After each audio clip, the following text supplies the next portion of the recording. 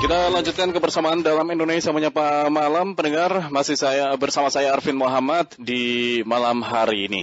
Lebaran tinggal beberapa hari lagi dan pusat-pusat keramaian ini terutama di pasar, mal, swalayan ini memang sudah sangat terasa di pekan-pekan terakhir ini ya. Bahkan beberapa waktu lalu sempat viral video kerumunan pedagang dan pengunjung pasar Tanah Abang.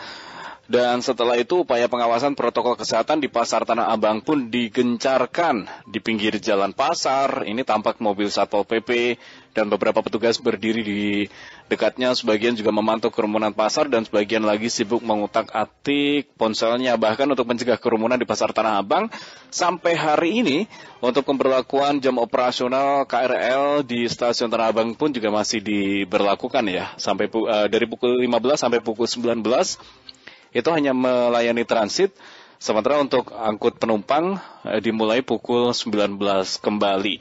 Nah, suasana pasar di Tanah Abang, Jakarta Pusat, di akhir pekan terakhir menjelang Idul Fitri, ini juga ramai, bahkan lapak pedagang kaki lima atau PKL yang berlokasi di area penghubung Blok F dan Blok B Pasar Tanah Abang, ini juga diserbu pengunjung. Jadi bahkan beberapa pengunjung terlihat tidak menggunakan masker dengan benar, bahkan ada yang berani untuk tidak memakai masker. Nah, terkait dengan keramaian ini, apa yang memang seharusnya dilakukan dan juga harus diwaspadai? Kita akan berbincang dengan Wasekjen PBID, Dr. Ferry Rahman MKM. Dr. Ferry, selamat malam. Ya, selamat malam Mas Alvin. Ya, apa kabar, Dok? Alhamdulillah sehat. Alhamdulillah. Dok, keramaian sudah terasa nih dok, karena memang lebaran kan tinggal menghitung hari ya. Ini tinggal berapa 3 hari lagi. 3 hari, iya kan? 4 hari. Ya, ini 3. Sudah malam 27 nih. Ya. Iya betul. Oke, keramaian sudah terasa nih dok, di pasar tradisional, swalayan, mall dan sebagainya. Sempat viral juga di pasar Tanah Abang gitu. Kalau Anda melihatnya bagaimana nih dok? Yang harus disadari bahwa pandemi hari ini masih belum berakhir, satu itu ya. Yang kedua, kita sebentar lagi sudah memasuki bulan di penghujung bulan Ramadan, yaitu Idul Fitri. Betul, ya. Betul. Saya kira negara India adalah potret yang menjadi pembelajaran yang dapat kita ambil ya, bahwa upacara keagamaan di India, di mana prokes itu sudah diabaikan, tidak dilaksanakan secara baik, maka dampaknya, efeknya yaitu COVID meningkat signifikan. Tentu hal-hal seperti ini saya kira tidak ingin kita tidak ingin ada lah di negara kita, apa yang terjadi di India, ya kan? Kata kuncinya adalah disiplin. Itu adalah mutlak wajib kita lakukan, tidak hanya diri kita sendiri ya, tapi pedagang, siapapun ya, semua stakeholder, apalagi yang berhubungan dengan dunia luar ya, itu wajib melaksanakan prokes yang sangat ketat ya. Apalagi pemerintah sudah melarang nih mudik ya, itu artinya pemerintah kan melihat adanya semacam kekhawatiran ya, jangan sampai nanti muncul klaster di daerah-daerah ya. Padahal kita belum lama ini klaster perkantoran ini sudah cukup banyak ya, buka puasa bersama ya, artinya jangan sampai nanti di daerah yang sangat minim fasilitas kesehatan, di daerah yang sangat minim tenaga kesehatan ahli ya kan, kewalahan nanti dalam menangani pasien-pasien COVID barulah ya. Artinya pencegahan itu penting ya. Mencegah itu lebih baik daripada mengobati ya. Jangan sampai kita kebobolan seperti di negara India ya, di mana kesehatan sudah bobol. Saya kira itu. Baik, tapi kan dok, sebenarnya kan kalau kita lihat edukasi yang dilakukan oleh pemerintah, para dokter, para ahli, itu kan selalu dilakukan setahun lebih kan, sama masa pandemi ini. Bagaimana prosedur untuk melaksanakan prokes, taat pada prokes. Saya yakin masyarakat kan juga sudah paham, prokesnya kita kalau kemana-mana memang harus pakai masker. Kalau misalkan pergi ke suatu tempat jangan sampai ada kerumunan, harus selalu cuci tangan. Pemahaman dasar itu kan sebenarnya sudah diketahui, Dok. Tapi mengapa ini masih saja terjadi? Anda melihatnya dan apa yang Anda khawatirkan ini, Dok? Iya. Kalau ditanya kepada masyarakat 3M sudah paham, sudah cukup mengerti, apalagi petugas katakan di pusat perbelanjaan ya, pada saat kita mau masuk sudah disiapkan suhu cuci tangan, terus ada petugas yang men-screening terhadap pengunjung yang masuk ya.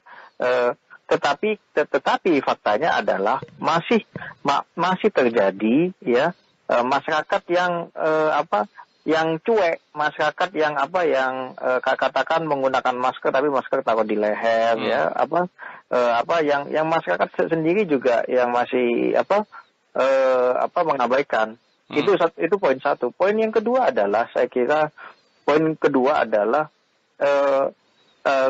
target vaksinasi sendiri kan masih belum selesai nih, ya kan, yang kita harapkan katakan lebih dari 70% ya untuk terjadinya herd immunity juga masih belum selesai ya. Di India di saat jebol seperti ini, mereka langsung mengebut vaksinasi mereka ini, ya kan. Mereka berkali-kali lipat meningkatkan spot vaksinasi juga dilakukan. Nah, ini saya kira Indonesia kan untuk vaksinasi kan masih belum masih belum tercapai ya. Dan nyatanya masih ada masyarakat yang masih kayaknya sudah stres, sudah capek lah ya kan, sudah 1 tahun seperti ini ya, sehingga masyarakat menganggap COVID ini tidak ada. Dan apa yang terjadi hari ini ya kan, kalau kita lihat satu minggu 2 minggu yang lalu kasus baru di angka 4 ribuan, tapi hari ini sudah 6 ribuan, artinya peningkatannya cukup signifikan. Iya, kan artinya kan ini kan semacam warning bagi kita ya kan, pada saat 6 ribuan kita sendiri sudah cukup berhasil dulu menurunkan, bayangkan dari 10 ribuan dulu ya kan, 10 ribuan, tetapi ini kok perlahan-lahan kok mulai naik ya kan. Jangan sampai terjadi seperti di India sampai 400 ribu dalam sehari, itu ya kita tidak harapkan. Baik, Dr. Ferry, karena kan yang kita soroti akhir-akhir ini menjelang Lebaran kan memang tempat keramaian, salah satunya kan pasar kan. Nah, coba kita untuk diskusi juga ini dengan Ketua Umum DPP Asosiasi Pedagang Kaki Lima Indonesia atau APKLI, Pak Ali Mahsun Atmo. Pak Ali, selamat malam Pak Ali. Beliau memang saya sejahtera. Iya. Ini yang disorot nih, pedagang kaki lima, pasar ya, mau Lebaran kan ramai nih Pak Ali. Nah, bagaimana nih Pak Ali sebagai tersorot saya dulu, bagaimana nih? Yang pertama, saya mengikuti menjelang Lebaran ini, baik di DKI Jakarta, di Pasar Tanah Abang, Jatinegara, Pasar Senen, dan tempat perbelanjaan, serta di luar Jakarta seperti di Tegal, Gubuk, Cirebon, dan sebagainya. Geliat ekonomi menjelang Lebaran meningkat cukup, dan itu menggambarkan bahwa 1 tahun 2 bulan ini masyarakat sudah merindukan bisa berinteraksi secara ekonomi, secara langsung di pusat-pusat ekonomi rakyat. Saya juga mendengar banyak yang memberikan semacam komentar bagaimana tentang prokes kan begitu. Tadi Dr. Ferry dari ID menyampaikan bahwa 1 tahun 2 bulan ini, kebetulan saya juga dokter Mas Arvin ya, ahli kekebalan tubuh, sudah banyak masyarakat kita yang terpapar dengan COVID-19 dan secara alamiah timbul kekebalan di tubuhnya masing-masing. Itu satu. Yang kedua, masyarakat sudah pada tataran kesadaran yang cukup tinggi apa yang terbaik yang harus dilakukan untuk melindungi kesehatan dan jiwanya, untuk melangsungkan kehidupan ekonomi keluarganya. Oleh karena itu, vaksinasi yang hari ini masih tersendat-sendat dan seharusnya ada 178 juta penduduk Indonesia atau 70% dari 267 juta ini harus tervaksin, dan itu butuh waktu cukup panjang, Mas Arvin, 3 tahun. Oke.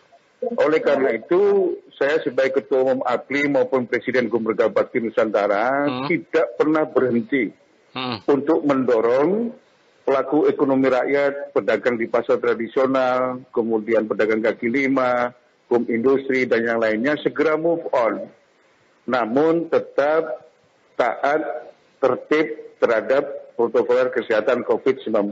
Pak Ali, artinya ingin Anda ungkapkan bahwa sekarang masyarakat itu sudah sadar bahwa prioritasnya sekarang ke ekonomi, gitu kah?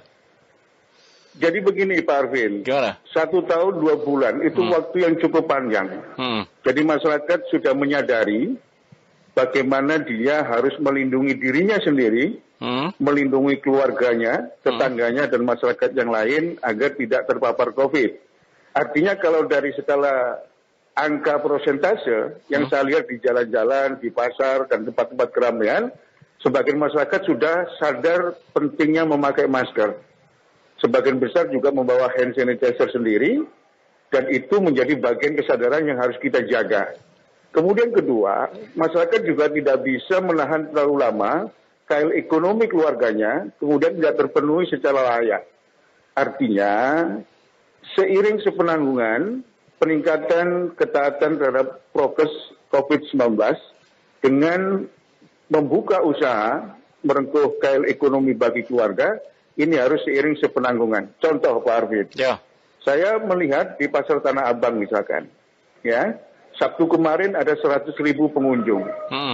Pemerintah Pemprov DKI Jakarta menempatkan Satgas COVID-19, ada TNI, ada Satpol PP, juga ada polisi, dan selalu memberikan sosialisasi bagi yang tidak pakai masker tidak boleh masuk Pasar Tanah Abang.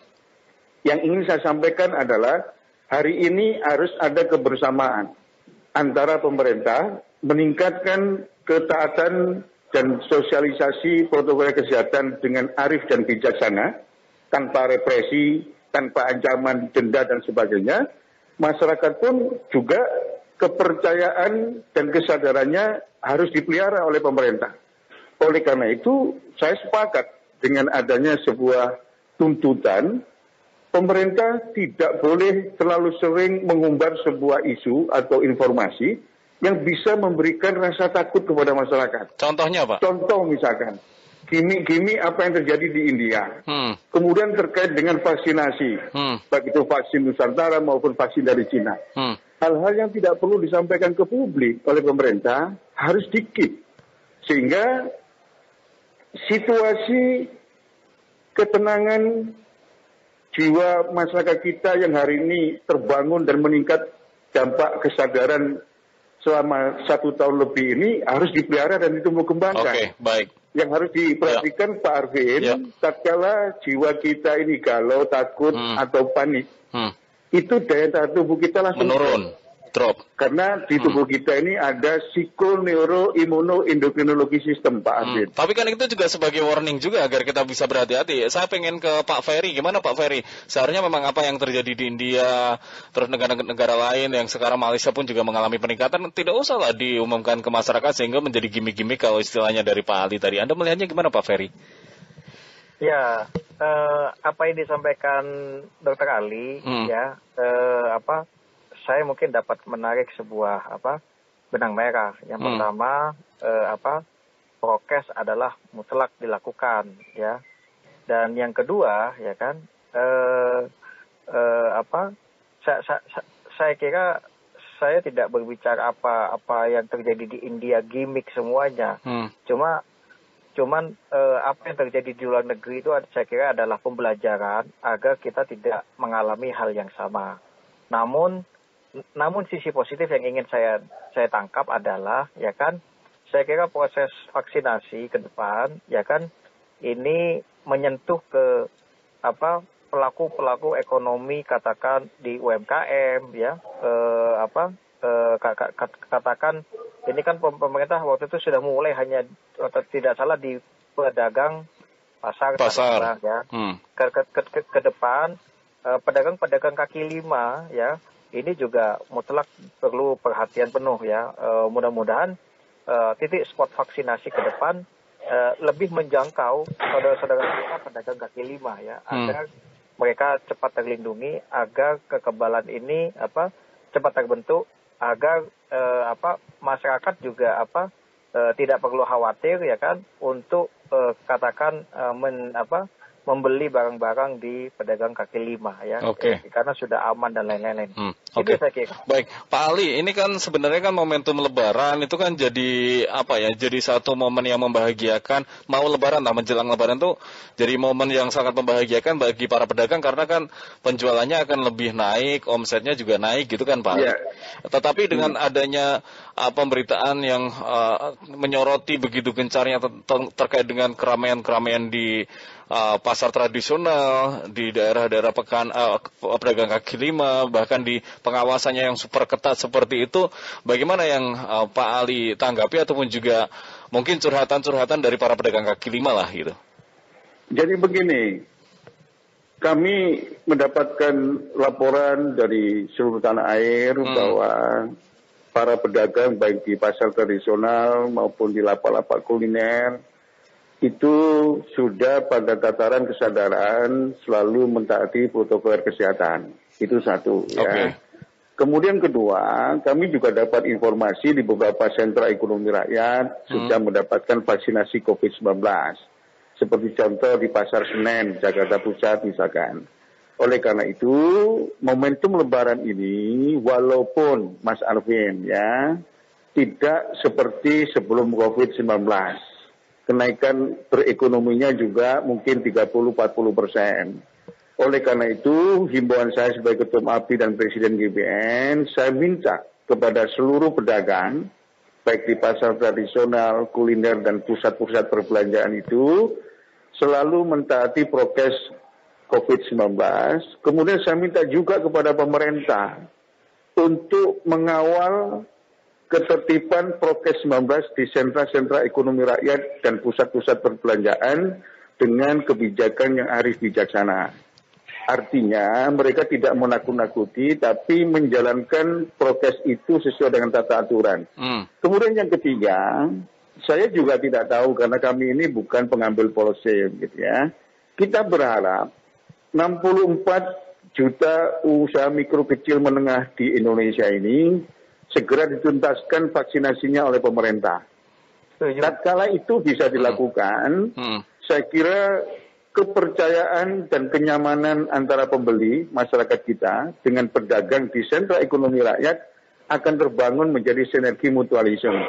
Ekonomi bergerak efektif sehingga daya beli masyarakat naik, COVID-19 juga bisa ditekan. Sekali lagi, Pak Arvin, ini barang sudah 1 tahun 2 bulan. Secara alamiah sudah banyak yang memiliki kekebalan terpapar COVID-19. Vaksinasi hanya mendorong sampai komunitas dari 267 juta penduduk Indonesia ini 70%-nya punya kekebalan. Karena COVID-19 ini virus tipe RNA, Pak Arvin, yang memiliki potensi mutasi sangat tinggi sekali. Ujung dan akhirnya butuh waktu yang cukup panjang dan nanti akan menjadi sebuah endemis COVID-19 sebagaimana influenza yang setiap saat bisa kita saksikan di masyarakat. Artinya apa? COVID-19 ini saya sepakat kita harus berdamai dengan COVID-19. Berdamai dalam arti masyarakat tidak mengalami sakit yang berat, tapi tetap bisa berekonomi sehingga dampak-dampak sosial akibat ambruknya ekonomi rakyat, UMKM yang sudah 48,6% ambruk menurut Asian Development Bank itu, bisa kita dorong secepat-cepatnya bergerak efektif, sehingga daya beli masyarakat meningkat, sehingga kemiskinan tidak bertambah lagi dan kelaparan tidak menjadi ancaman di depan mata kita, Pak Arvin. Baik, Pak Ali, artinya sebenarnya untuk pengawasan yang sangat ketat, aturan-aturan yang sangat ketat yang dilakukan, pembatasan di pasar-pasar swalayan, di sektor-sektor mikro, ini sangat menakuti dan juga membebani para pedagang atau bagaimana? Begini, pedagang sebenarnya tidak ada rasa was-was. Tatkala ada kesempatan berusaha, mereka akan berdagang untuk mengail ekonomi. Dan pedagang itu sangat mudah untuk diajak berdialog. Tatkala berdagang di pasar Tanah Abang misalkan Pak Arvin, Anda harus memakai masker, menyediakan sabun cuci tangan, kemudian berupaya untuk menjaga jarak, pedagang akan menjalani itu secara tertib. Namun pada titik tertentu, adanya membudak masyarakat ke pasar misalkan di Tegal Gubuk Cirebon misalkan, ada ribuan masyarakat yang menyerbu garmen di pasar Tegal Gubuk yang sulit untuk menjaga jaga jarak. Namun yang saya lihat, konsumen atau masyarakat juga menyampaikan, kami sudah tahu bagaimana cara kami tidak terpapar COVID. Kami membawa hand sanitizer sendiri, kami selalu pakai masker. Artinya apa? Kesadaran yang tinggi terhadap perlindungan diri sendiri oleh pedagang maupun masyarakat ini harus dijaga, ditumbuh kembangkan dengan pemerintah hadir, ya, untuk terus-menerus tidak pernah berhenti meningkatkan kesadaran pentingnya mentaati protokol kesehatan. Ya, tapi kan itu kerumunan juga, kebijakan Pemprov DKI Jakarta. Bahwa Anies Baswedan menyampaikan pasar dibuka menjelang Lebaran, namun Satgas Covid, Satpol PP, TNI Polri akan mengawal siapapun yang tidak pakai masker tidak boleh masuk pasar tradisional se-DKI Jakarta. Dan itu bisa dilakukan di seluruh provinsi di Indonesia gitu Pak Arvin. Oke, baik Pak Ferry, Dr. Ferry, jadi sebenarnya kalau dilihat dari sisi pedagang, ketika kita lihat keramaian-keramaian di pasar itu pedagangnya juga sudah taat gitu. Tapi yang namanya pengunjung kan pedagang juga tidak punya kewenangan untuk mengontrol gitu kan. Ya. Apa sih sebenarnya? Karena kan kunci dari penyebaran virus ini salah satunya kan kerumunan. Ketika terjadi kerumunan maka di situ dikhawatirkan akan ada penyebaran gitu kan. Apa sebenarnya yang bisa dilakukan kita ketika memang terpaksa berada dalam kondisi seperti itu? Ya, saya kira kita sangat mengapresiasi pada saat adanya pedagang yang sudah prokes, menggunakan masker, ya. Apalagi kalau sampai pedagangnya ya kan hanya melayani pengunjung atau yang menggunakan masker. Itu luar biasa. Ini kan kita pengen mendidik masyarakat ya kan. Ayolah kita sama-sama mendisiplinkan. Lalu konteks yang kedua yang ingin saya sampaikan adalah ya petugas dalam hal ini entah Satpol PP atau siapapun namanya yang seliweran itu perlu juga, artinya tetap memberikan semacam edukasi ya kan, atau kalau perlu misalnya maskernya turun, Pak maskernya tolong dinaikkan gitu ya. Artinya pengingat yang seperti ini yang hadir ya kan, artinya dengan cara yang humanis ya, masyarakat bisa disadarkan ya. Tidak perlu katakan semacam yang sangat ekstrim ya, tetapi cara-cara humanis terus kita upayakan bahwa COVID ini dapat kita perangi, dapat kita atasi ya. Dan satu sisi juga perekonomian juga adalah penting ya, karena itu adalah jantungnya bangsa ini. Jadi saya kira apa yang disampaikan oleh Pak Ali, ya, Pak Ali Masud, Dr. Ali ini, saya sangat setuju ya. Katakan UMKM, koperasi ya, yang merupakan sokok guru perekonomian, ya tetap harus kita perhatikan ya. Artinya tidak hanya pengusaha-pengusaha yang kelas besar, kelas kakap yang cukup maju, tapi yang teman-teman di bawah ini, saudara-saudara kita yang di bawah ini harus perlu mendapat perhatian. Walaupun juga yang benar juga yang disampaikan Dr. Ali ya, bahwa antibodi ini mungkin sudah terbentuk nih ya, apalagi yang OTG ini ya kan, yang sudah keliling ya, tetapi dalam catatan kami ya di seluruh dunia dimanapun juga vaksinasi ini adalah mutlak dilakukan ya, agar tercipta herd immunity. Saya kira itu. Oke, baik. Mungkin ada yang disampaikan Pak Ali? Yang pertama, saya ingin sampaikan kepada seluruh pedagang, baik di pasar tradisional, kuliner, maupun di pusat perbelanjaan, untuk berusaha dengan selalu mentaati protokol kesehatan. Kemudian kedua, mereka harus proaktif untuk berkomunikasi dengan pemerintah segera mendapatkan vaksin COVID-19. Kemudian yang ketiga, saya punya pengalaman khusus Pak Arvin. Gimana, Tanggal 24 April kemarin, saya ke Surabaya naik kereta api. Ya. Di situ saya menaruh sebuah apresiasi yang setinggi-tingginya petugas di kereta api. 8 jam 45 menit saya harus memakai masker, tidak boleh lepas sama sekali. Tatkala ada yang tidak pakai masker atau maskernya diturunkan ke dagu, ada petugas yang keliling. Yang ingin saya sampaikan adalah saya berharap Satgas COVID-19, Satpol PP, atau dengan bantuan TNI Polri itu selalu mengawal ketertiban prokes COVID-19 ini di semua sentra ekonomi rakyat dengan sebuah kearifan dan kebijaksanaan. Tidak menakut-nakuti secara represif atau ancaman-ancaman tatkala teman-teman tidak memakai. Cukup diingatkan. Kalau diingatkan, disapa dengan manusiawi, masyarakat maupun pedagang akan taat azas begitu, Mas Arvin. Oke, baik. Terima kasih. Dengan lebih humanis lagi istilahnya Pak Ferry tadi. Betul, ya, betul. Pak Ali. Baik, boleh saling sapa dulu dong. Dari tadi kayaknya belum saling sapa Pak Ferry sama Pak Ali. Ya, ini Dr. Ferry Rahman ini saya kenal dekat. Oke. Mas Arvin. Ini Dr. Ali ini mentor saya yang Baik. Terima kasih Pak Ferry, Pak Ali. Ya, kita berharap sama-sama lah bahwa pandemi ini segera berakhir dan perekonomian juga segera pulih ya, sehingga kita sudah sangat merindukan bagaimana kondisi kita bisa bersilaturahmi, hidup normal kembali. Amin. Baik, terima kasih Pak Ferry, Pak Ali, selamat malam. Terima kasih, selamat malam, salam sejahtera untuk semuanya. Baik, itu tadi. Baik, pendengar, itu tadi Wasekjen PBID Dr. Ferry Rahman MKM dan juga Ketua Umum DPP Asosiasi Pedagang Kaki Lima Indonesia APKLI Ali Mahsun Atmo.